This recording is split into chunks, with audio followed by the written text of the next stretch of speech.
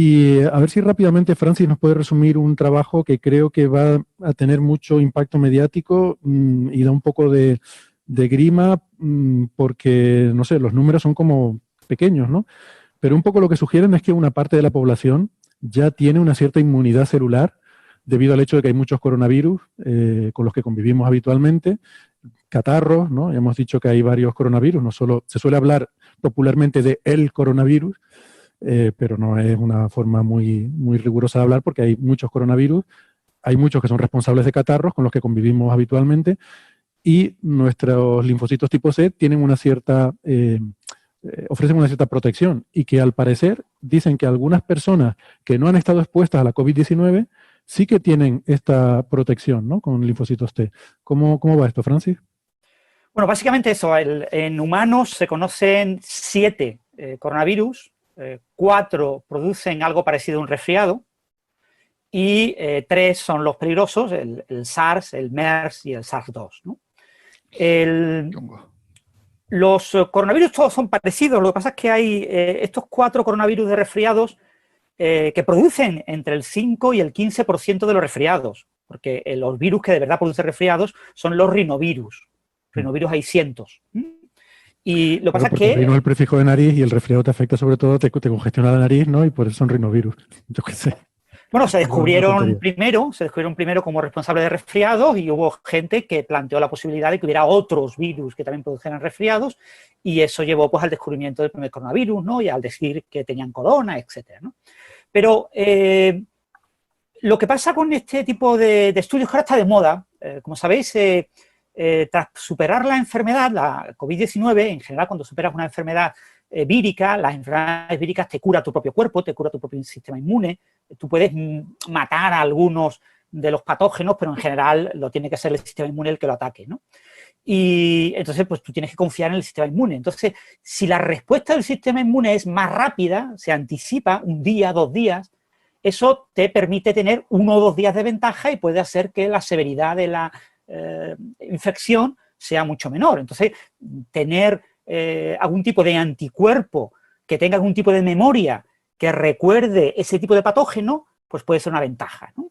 Entonces... Claro, esto venía, perdona Francis, parte de la motivación tiene que ver con entender algo que todavía no entendemos, que es porque hay una variedad tan grande de casuísticas, ¿no? Con esta enfermedad, que parece que hay personas que ni se enteran, que prácticamente no les produce ningún daño, y otros casos en los que se vuelve muy grave, ¿no? Y no se entiende bien todavía el por qué, ¿no? Eso sí, es una cosa que está en paralelo. Hay muchas cosas que están en paralelo, ¿no? Una de las cosas que están en paralelo es esa, el tema de la severidad respecto a la edad, ¿no? Que en este coronavirus pues está claramente sesgado hacia las personas mayores, ¿no? Y con patologías previas. Hay muchas cosas que queremos entender, pero lo que queremos entender fundamentalmente, o sea, el punto clave es si las vacunas van a funcionar o no. Porque llevamos trabajando más de 20 años en vacunas para resfriados y no han funcionado. Entonces, no han funcionado. ¿Por qué razón? Pues probablemente porque ha habido muy poca inversión. Ha habido muy poco dinero, ha habido muy pocos grupos de investigación dedicados a eso y todos han fallado. Entonces, si tú tienes un coronavirus, que es uno de los virus que provocan resfriados, que ha sido estudiado, se ha intentado buscar vacunas contra estos 4 coronavirus que producen resfriados en humanos y no se ha logrado. Si se intentó vacunas contra SARS, pero tampoco se lograron. Si se ha intentado vacunas contra MERS, y bueno, se ha avanzado bastante. Algunas de las vacunas que tenemos ahora contra SARS-2 son vacunas basadas en MERS que han sido modificadas para SARS-2, son vacunas más o menos genéricas donde se puede hacer esta modificación con relativa garantía de que va a funcionar bien y por eso se han acelerado muchos procesos, pero lo cierto es que todavía no tenemos ninguna vacuna contra un coronavirus. Entonces, la cuestión clave es, ¿necesitamos que las vacunas induzcan respuesta inmune humoral, es decir, que induzcan anticuerpos? Lo que nos dicen los primeros estudios, que era el tema de detectar anticuerpos IgM, IgG, los IgM son cuando estás enfermo, los IgG se activan después de haber pasado la enfermedad, es que muchísimos de los pacientes que han superado la COVID-19, sus niveles de IgG bajan terriblemente a los 2-3 meses. Con lo que ya no puedes utilizar una prueba serológica para saber si pasaron la enfermedad. Y lo mismo no les protege esos anticuerpos. Entonces, la respuesta inmune humoral se ha puesto en duda. porque hemos visto que en muchos pacientes desaparecen esos anticuerpos, ¿no? Entonces pueden estar ocultos, pueden ser densidades muy bajas, puede que cuando sean reinfectados suban esos niveles, no lo sabemos. Pero entonces hay que buscar la otra posibilidad. O sea, tú ya no puedes enfocar una vacuna a generar anticuerpos, porque es posible que esa vacuna no sea útil, no sea eficaz. Te tienes que centrar en la otra respuesta inmune, que la respuesta inmune celular. Son las células del sistema inmune, los linfocitos T. Los linfocitos T, algunos de ellos tienen la capacidad de tener memoria, son los CD4+. Son linfocitos que recuerdan cómo reconocer al patógeno y que quedan permanentemente en el cuerpo. Se sabe de SARS que hay personas que han mantenido linfocitos T con memoria del SARS durante 17 años, porque el SARS ocurrió en 2002-2003, entre noviembre de 2002 y abril, más o menos marzo-abril de 2003. Es decir, lo máximo que podemos saber es eso, pero sabemos que no hay personas, hay muchas personas que no tienen anticuerpos tras 3 meses, pero sí sabemos que hay personas que tienen linfocitos T después de 17 años. Entonces, eso nos dice que las vacunas tienen que estar focalizadas a tiro fijo a tener una gran respuesta inmune celular. Es decir, una vacuna buena tiene que generar sí o sí linfocitos T, una reactividad de linfocitos T ante el patógeno. Entonces, ¿qué pasa? Pues que eso ha provocado, claro, esto es una cosa, no es que diga que la semana pasada no se sabía, esta semana se sabe, ¿vale? Este artículo del que estamos hablando, que se ha publicado en Nature, bueno, ha sido aceptado en Nature, ya ha aparecido en la página web de Nature, es un artículo del 22 de abril en medRxiv. O sea, es un artículo que lleva ya varios meses, ha costado 2 meses, más de 2 meses que fuera aceptado por la revista Nature. Pero bueno, al final lo ha logrado, ¿no? Y este artículo es uno más. Están apareciendo muchísimos artículos sobre la importancia de tener en cuenta la respuesta inmune celular o los linfocitos T en el tema de la inmunidad de la COVID. Todavía tenemos que aprender qué pasa con eso. Pero lo que sí está claro es que parece que estos artículos están indicando que las vacunas que generen una buena respuesta de linfocitos T son las vacunas que van a funcionar mejor.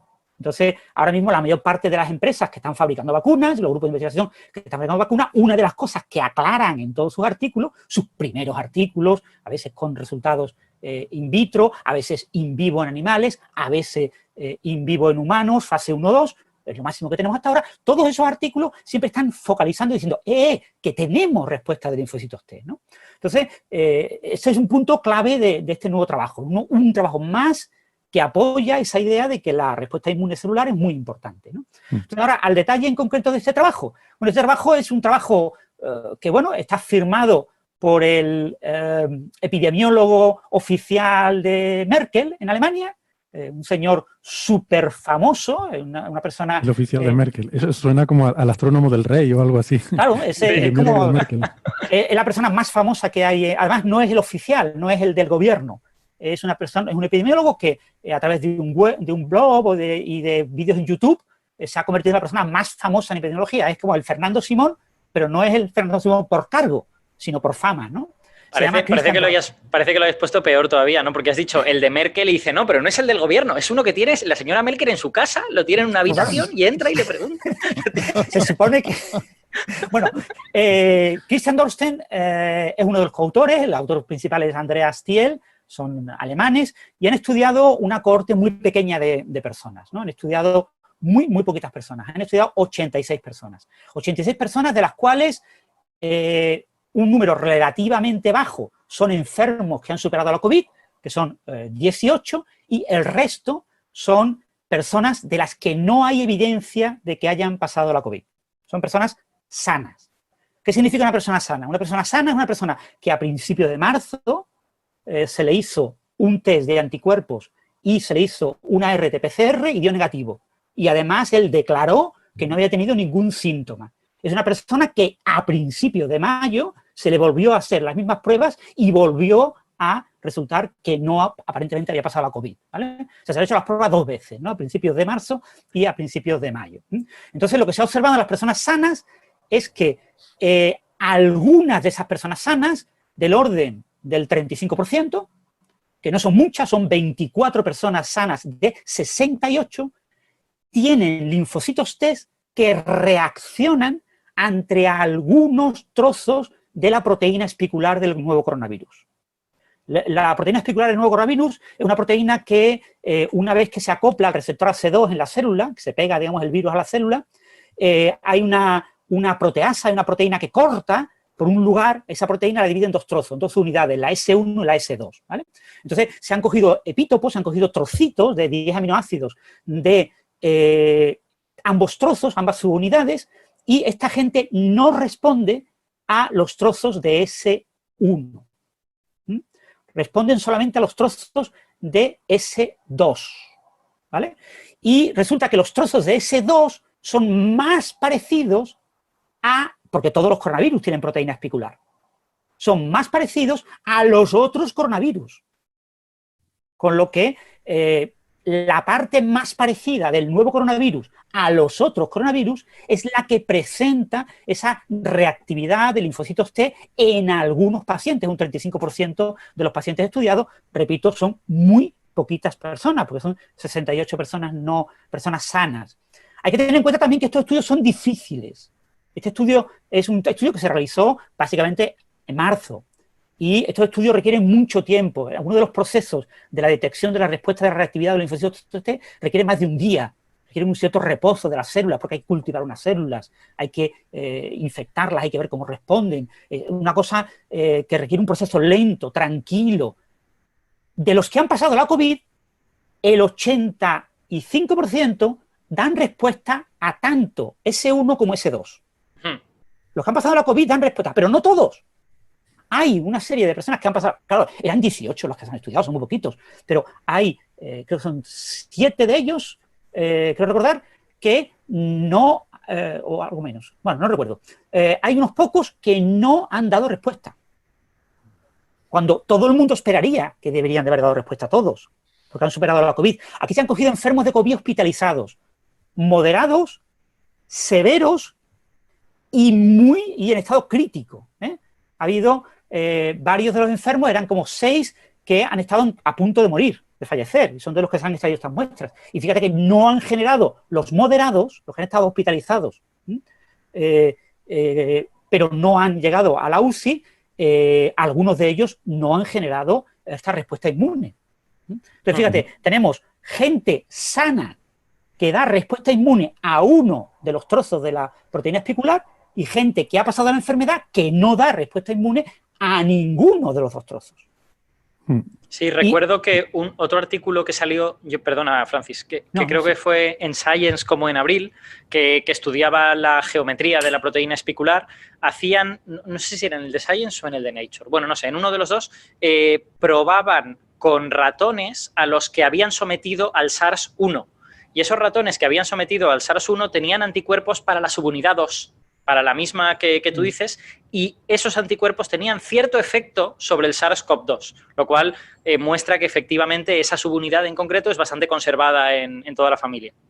De hecho, una cosa, bueno, que quizás tendría que haber dicho al principio, este estudio y parte de estos estudios están motivados por trabajos que se hicieron con SARS hace mucho tiempo. Entonces hubo un trabajo muy parecido a este, lo que pasa es que fue con suecos, fue con muy poquitos suecos, fueron 7 suecos que no habían pasado SARS y que no había ningún tipo de evidencia. El SARS estuvo localizado en Asia, de que hubieran tenido contacto con nadie que hubiera tenido SARS, y se les sacó linfocitos T que se mostró que tenían reactividad contra el SARS, contra el epítopo similar. También lo mismo, la parte S2, la misma parte, ¿no? Entonces, en aquel momento se habló de una respuesta inmune celular cruzada entre diferentes coronavirus, ¿no? Entonces, y eso es una evidencia de 2004, que se publicó en 2005, pero el prepiño era 2004. Es decir, tenemos muchos indicios de que puede haber este tipo de inmunidad cruzada, pero lo que tienen que tener en cuenta todos los oyentes es muchísimo cuidado. Esto no significa nada, es una cohorte muy pequeña, es un estudio más de los muchísimos estudios. Lo único importante de este paper es que está firmado por gente muy famosa, que ha publicado en Nature un artículo con una cohorte muy pobre. O sea, cualquier especialista español que hubiera tratado de publicar una cosa parecida en Nature con resultados parecidos, se lo hubieran rechazado y hubiera sido publicado en Nature Communications. Esto lo tengo yo más claro que el agua. Pero aquí ha habido alguna mano, y ya ha tenido que ser tenso, porque han sido 2 meses en un proceso de COVID-19 en la que todos los artículos hay que publicarlo cuanto antes. Este es un artículo que publicado a principios de mayo hubiera sido la bomba, hubiera sido de los primeros de esto y hubiera sido súper citado. Y eso lo sabe el editor de Nature. Pero ha habido algunos de los revisores que no han tenido nada claro publicar este artículo y aquí se ha impuesto un argumento claro de autoridad. Señores, mi nombre está por encima de lo que ustedes digan como revisores. Esto se publica sí o sí. Entonces, bueno, se ha publicado, está muy bien, maravilloso, va a tener mucho eco, pero que todo el mundo sepa que este artículo prácticamente no dice nada. No dice nada que no supiéramos. Prácticamente no dice nada que no supiéramos. Y las implicaciones de este artículo, esto no se puede en ningún caso afirmar que en lugar de haber un 5% de población española con respuesta inmune al coronavirus, por los estudios serológicos, automáticamente lo podemos pasar a un 35%. Eso no se puede extrapolar en ningún caso. No es verdad que la población general tenga un 35% por haber pasado resfriado de manera habitual. No es que me resfrío todos los años 2 o 3 veces. Seguro que ya estoy con... No. Hay que seguir con la mascarilla, hay que seguir con el distanciamiento social, hay que seguir con las normas de prevención, porque la vacuna somos nosotros, y no son los resfriados que hemos pasado. Esto debe quedar muy claro para todo el mundo. Por si a la gente le ayuda a contextualizar esto, en este artículo que yo citaba antes, los anticuerpos que tenían esos ratones para el SARS-1 no le inmunizaban ante el SARS-2. Tenían una enfermedad, lo que pasa es que era una enfermedad más leve, gracias a que el virus no podía ser tan eficiente y todas estas cosas. O sea que cuidado con esta cosa de los anticuerpos cruzados. Y en este artículo, por ejemplo, pues mucha gente, claro, es que aquí cuando publicas en Nature, la gente piensa que publicar en Nature significa que es verdad lo que se cuenta. Eso es mentira, ¿vale? Ningún paper publicado es verdad. La ciencia no se construye con verdades. La ciencia se construye con conocimiento, ¿vale? Y el conocimiento es conocimiento. Tiene siempre una cierta significación. Hay mucha gente que está interpretando este estudio como que demuestra que los niños, por pasar muchos resfriados, tienen una enfermedad más leve. Que los jóvenes, que habitualmente pasan más resfriados, tienen una enfermedad más leve. Eso no es verdad tampoco. O sea, todas las conclusiones que se están publicando en algunos medios a partir de ese artículo, que todo el mundo considere que a priori son mentiras, porque casi con toda seguridad son mentiras. Digo que iba a decir que efectivamente es cierto eso de que ningún paper es la verdad científica, pero además todavía es más así en revistas como Nature o Science, que estadísticamente se ha visto que tienen un mayor porcentaje de resultados que luego se demuestra que no son correctos, no por nada, sino porque juegan más al límite. O sea, están buscando cosas que están más al límite y es normal que al final, pues las cosas que se publiquen ahí, hay un mayor porcentaje que luego se demuestran que no eran correctas. Y más en la situación actual. Y más en la situación actual. Bueno, pues vamos entonces pasando de tema, nos quedamos entonces con esa conclusión, cautela, y que esto en principio no quiere decir gran cosa, de momento, ya veremos cómo van, qué más resultados van saliendo.